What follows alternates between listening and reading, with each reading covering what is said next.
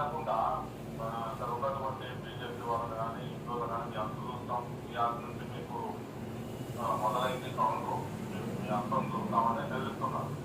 Okay. అట్లా మేము మా వాళ్ళందరినీ బయటికి పంపించే క్రమంలో కృష్ణాగారి పోలీస్ స్టేషన్ ఉన్నందరూ బయటికి వెళ్ళారు. బయటికి వెళ్ళి జాతీయ వాళ్ళని అందరినీ కూడా మీరు వెళ్ళండి మేము మాట్లాడుతామని చెప్పి వాళ్ళ మిస్సెస్ గారు రాష్ట్రంలో ఉన్నారు.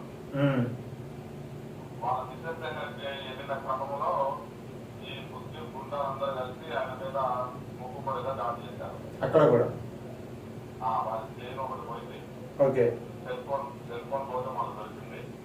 ఈపు మీద కాలు మీద ఇది చూసినటువంటి పోలీసులు అప్పుడు ఒక 2 నిమిషాల తర్వాత వాళ్ళ దగ్గరికి వెళ్ళి అప్పుడు వాళ్ళ మీద లాఠీ చార్జ్ చేయడం జరిగింది. ఓకే. అయితే తదుపరి కార్యాచరణ ఏమైనా చేయబోతున్నారా? ఏం నిర్ణయించబోతున్నారు? తప్పకుండా ఖమ్మంలో హిందువులను జాతీయవాదులు రక్షించుకోవడం మా కర్తవ్యం. Okay.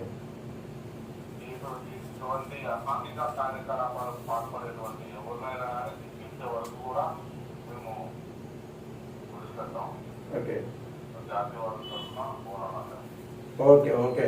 Okay sir, thank you. Okay.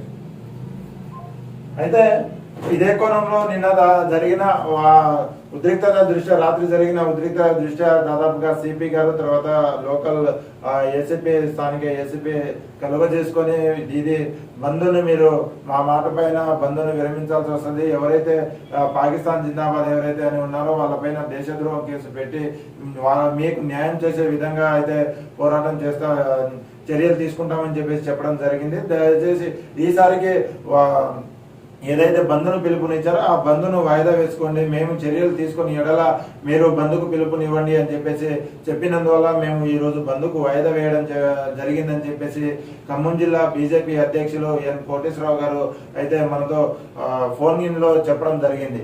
మరి ఇదే విషయంలో వాళ్ళపైన ఎలాంటి చర్యలు తీసుకుంటారా లేకపోతే లేదా, మరి అసలు ఖమ్మంలో కూడా పాకిస్తాన్ జిందాబాద్ అని చెప్పేటోళ్ళు ఉన్నారా అనే కోణంలో ఒకసారి ఆలోచించాల్సిన పరిస్థితి అయితే ఉంది. మొత్తానికి ఈరోజు